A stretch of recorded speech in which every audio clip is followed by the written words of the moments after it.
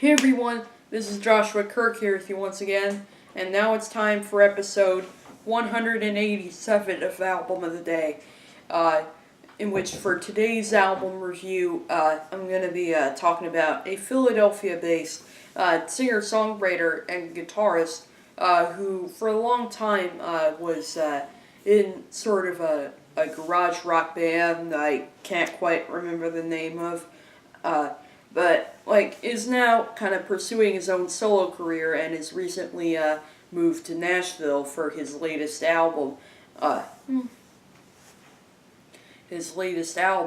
course, I'm talking about the Philly-based songwriter known as Ron Gallo.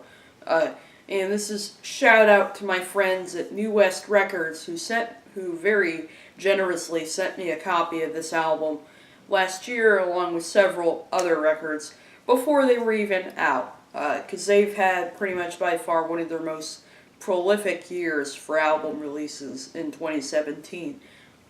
So I'm here to review Ron Gallo's latest record, which came out last year on February the 3rd, 2017. The album is called Heavy Meta, and as you can see, this is the CD copy of it right here.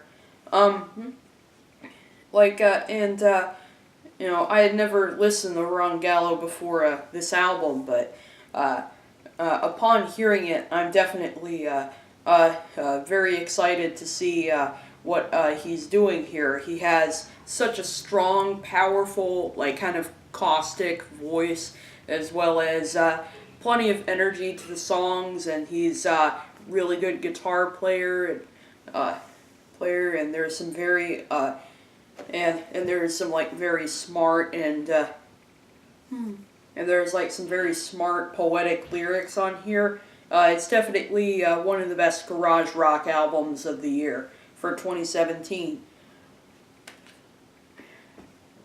There's 11 songs on this album. It's over 40 minutes long.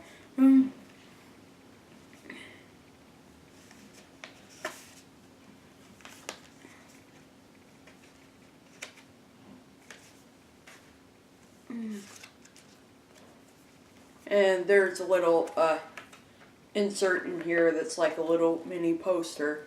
Pretty cool artwork right there. And these are the lyrics here. And this is produced by Joe Bizzari, a guy that I'm not really...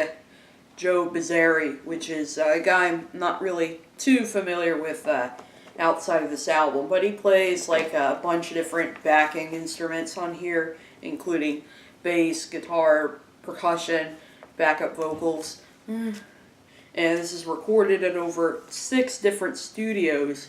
And one of the musicians I'm familiar with on here is Dominic Billett, plays drums on a couple of songs, and he is currently playing drums with one of my new favorite bands that I've seen a few times lately, the Stray Birds. It's birds, so shouting them out in this video too.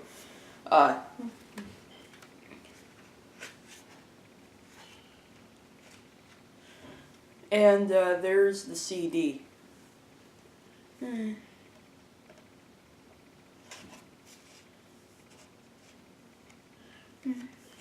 And this is the CD packaging for Ron Gallo's Heavy Meta. Now, when listening to this album for the first time, one of the things that I noticed right off the bat is his standout voice. Right when I turned it on and started listening to the fantastic opening track here, Young Lady, You're Scaring Me, which has a hooky noisy riff on it that sounds awesome, and Ron comes in with his very strong vocal delivery as he sort of reflects on this woman in his life who's apparently kind of who's driving him crazy and stuff like that. He's falling for her, but at the same time he's a little concerned that maybe she's trying to fool and deceive her, into doing stuff that's like dangerous and stuff like that. With lines like, you line your mattress with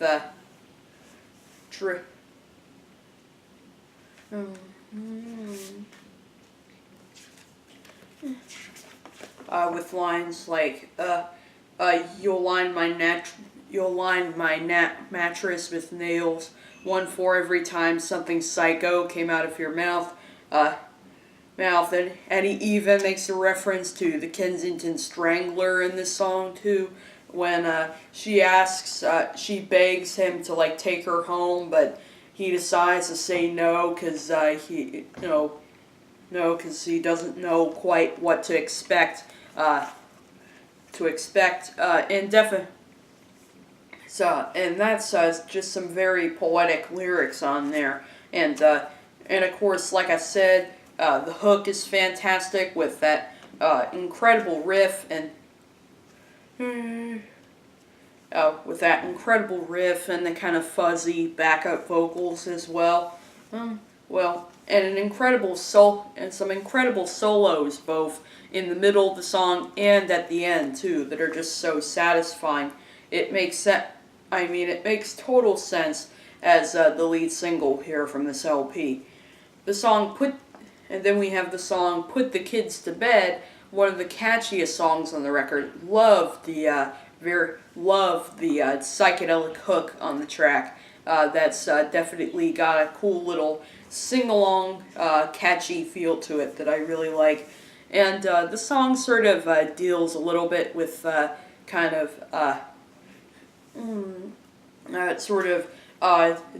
sort of looks at romanticism and stuff like that, and kind of in a kind of introspective kind of way,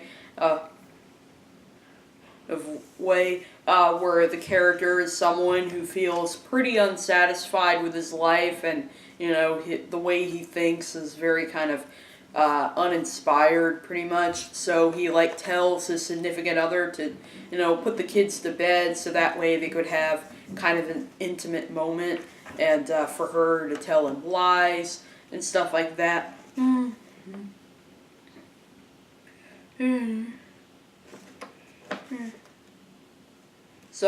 I also really like the line of, "The feeling in my belly of living with but not loving you, it keeps me longer at the corner store. So as well as lines like, as well as unexpected curveballs in the lyrics with lines like, "Smiling out of necessity, just showing teeth to keep the peace." It's definitely a great track for sure. And it makes total sense that in the surprising curveballs in the lyrics, Ron would just explode vocally and just sound awesome.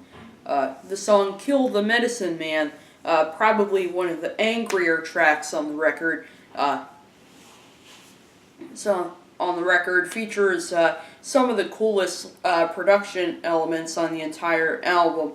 The guitar is just hella fuzzy, and it almost kind of tears through the headphones. With the way that it kind of, fuzzes and growls. It's like, but in a good way. And I also love the kind of cheeky, nutty background vocals. The la la la la la. It's so catchy. It's so catchy. And I also do like the addition of the piano and the organ that come in as well. And this is a song sort of taking a look at taking drugs, but really kind of feeling a little bit of regret for doing it.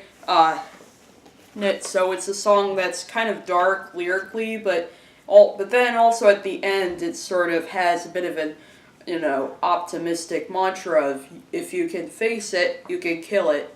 So even if you feel just totally out of your head after taking drugs, you just gotta try to kill that medicine man that's dancing around your head.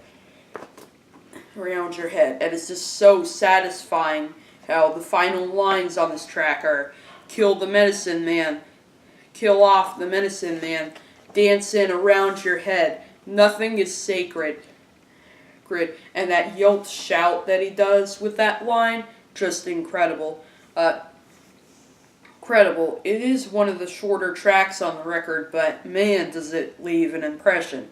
The song Portraits of the Artist is another song that definitely kind of faces emotions like anger and depression and stuff like that. The narrator is apparently kind of like, losing his mind and kind of going insane, with himself, but at the same time, it's really self-aware, and it's not so emo that it just devolves into just like painful and cringy melodrama. Melodrama. And also, great riffs on the track, the layers of the riffs and those sinister notes of do do do do do do do do do do do do just sound incredible and instantly leave an impression on you. And Ron Gallo comes in sort of out of the blue after that little intro, right off the bat with a manic yelp that kind of pulls you right in. The song "Why Do You Have Kids" is a song that is a very kind of insightful full look into kind of the hardships of parenting and stuff like that. And it's obviously directed at someone who's like done a lot of very bad decisions, probably spent a few months or so in prison, who's like an alcoholic and stuff like that, and he kind of throws caution to the wind, falls in love with this woman, and then they eventually have these kids who are just so hate them so much because they're not given enough attention. Like there's a sample in the background in the beginning of the song of some kids that sound like they're like fighting and screaming and stuff like that. Ding and screaming and stuff like that, and just like kind of engaging in horseplay. And I love the vivid imagery in the song of cigarette ash falling in the stroller, as well as sort of giving up the money for baby food for some drugs that he gets from a dead-eyed pharmaceutical dude. As well as beating his son at the grocery store for crying when his eyes got sore. And it's sore and sort of concluding that if you're an alcoholic or drug addict, if you're overall just a total like jerk and you end up having kids, the consequences are that your kids are gonna have nothing to look up or forward to. And it's just an incredible song. Love the insight and the vivid imagery and the lyrics of the song, and also some incredible riffs. That screeching riff at the end of the song is just like incredible, and sort of this is one album that really does show a sense of anger really well. And then after that is the short but sweet Please Yourself, which is just over a minute and 23 seconds, but it's long enough to for Ron to give a memorable performance, and come out with a cool little guitar solo, and also bringing a lot of insight to the very few lyrics on the song.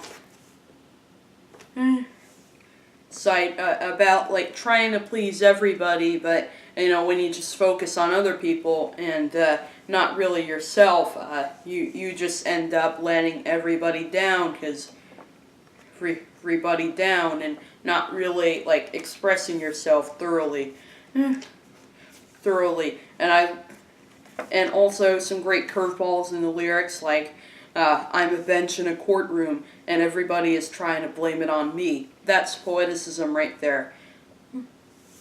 And then following that, another one of my favorite tracks on the record, which is the song Black Market Eyes, which clocks in at over 6 minutes. And the first few minutes of the song, we get Ron Gallo just pulling us in with this really engaging story of this woman who she's this woman who he's in love with, but sort of saying how she's got kind of a darkness, a little bit of a fire inside of her that he can't quite understand. And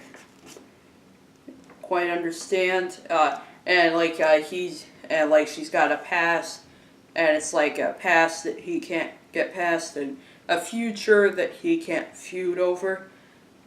And he's trying to understand her.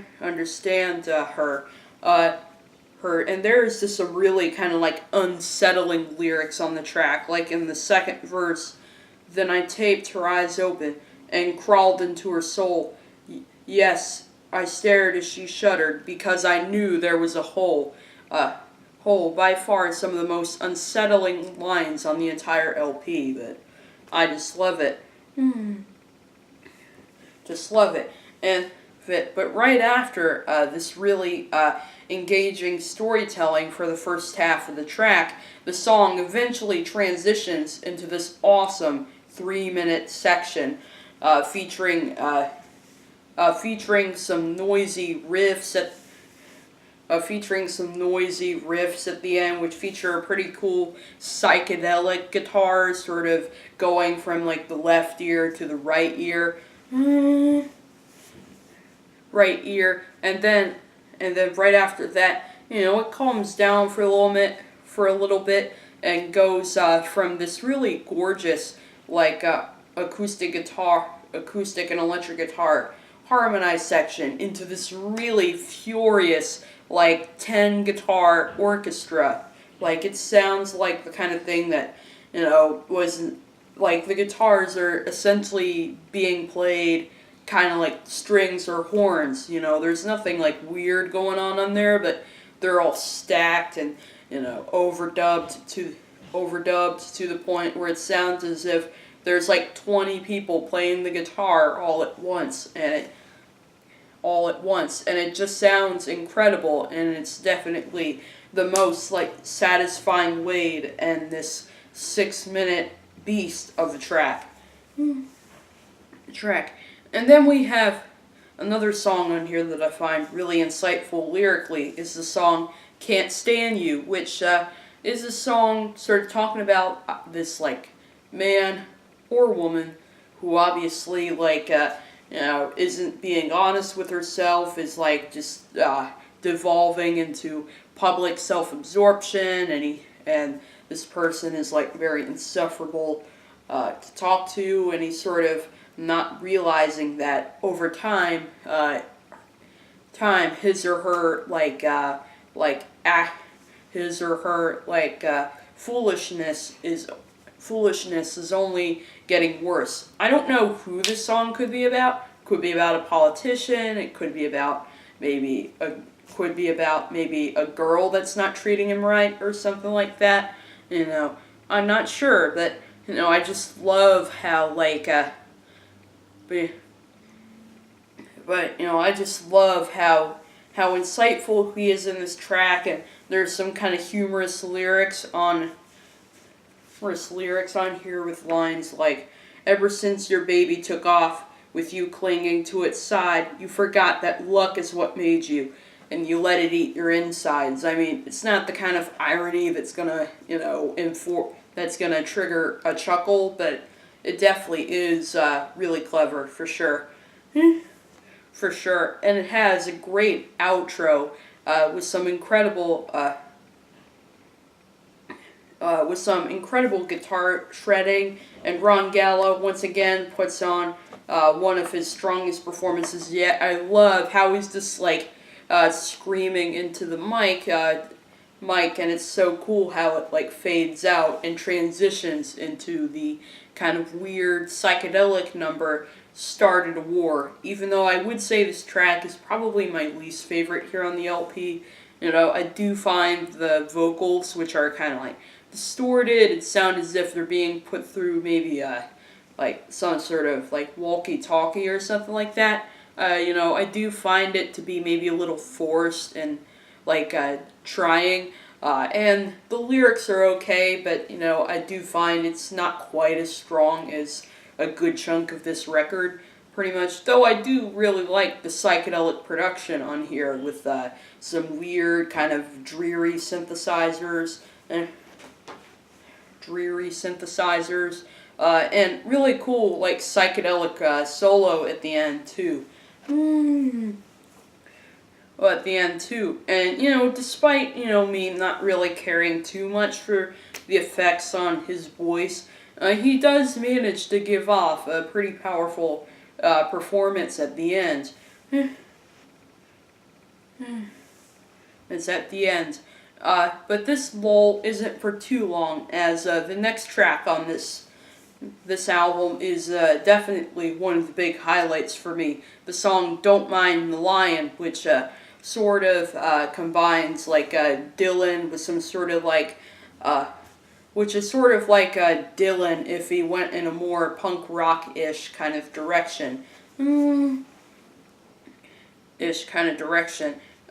really like the very kind of vivid, unsettling lyrics, which could be dealing with kind of like one of his first like sexual encounters, and he's like sort of glorifying it and stuff like that, but also at the same time he's sort of with all his like anxieties and stuff like that, he's sort of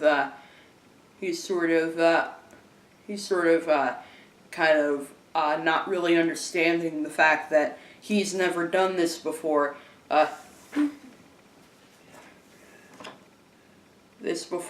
And I love the poetic lyrics like her teeth are like daisies in the yard, and also, especially in the second verse, she dances alone, naked in the snow. Her cheeks are like a Japanese sun. I wonder how she's still alive, juggling knives with other knives. That was the one line where I was like, whoa, but, but the more I listen to it, the more I just, find myself, like, loving it. And the production on this song is just incredible. It's definitely one of the more ambitious songs on the record. It sees him exploring, like, odd noises with the synthesizer, as well as the guitar doing all kinds of really cool, colorful things, like the way, like it's kind of psychedelic tones in the verses, and also it goes from like a range of different notes and stuff like that. I love his ability to like take a guitar and really like I love how like unpredictable he is with the guitar and with his voice. Like he's not just doing the same 3 notes for every song. He's really like using the guitar as like kind of emotional conduit throughout this LP. And this is one of those songs that I think really shows it, especially in that 2-minute end section, which sees the song being the second longest track on the album, clocking in at over 5 minutes. But I love it. And the closing track is All the Punks Are Domesticated, which is probably the most simple track on the album musically, as it's stripped back to just a guitar, a synthesizer, and a tambourine, and a voice, but he definitely leaves quite... Oh, and there are a couple of moments where a drum fill comes in, kind of like one of those weird kind of, non-foolproof sort of surprise that pops up. So, with one drum fill being played by Ron and the second being played by Joe Bizzari, who like produced the entire LP. But what really leaves an impression on me for this track are its lyrics, which sort of talk about how, which right off the bat pulls you in with the first couple of lines. All the punks are domesticated, all the freaks have gone to bed. Sort of talking about how all the pioneers are gone, are like saved for information tech, or some of them died and stuff like that. It's definitely the kind of song that I think will really kind of break the hearts of people who like missed all the legends in music, like David Bowie and Prince. And since Tom Petty recently passed away a few months ago, the song will probably be even more powerful to listen to. And saying how, meanwhile, while all these legends have faded, the pop charts climbed the pop charts. I love kind of this Pop-Tart metaphor for all these artists that don't have anything to say and are just singing songs about sunny days or love in a pretty way. And I love that part where the song gets faster as he really kind of, is like begging for more people to just tell them about themselves and really be honest with the music they're putting out, or else nobody's going to want to listen to it.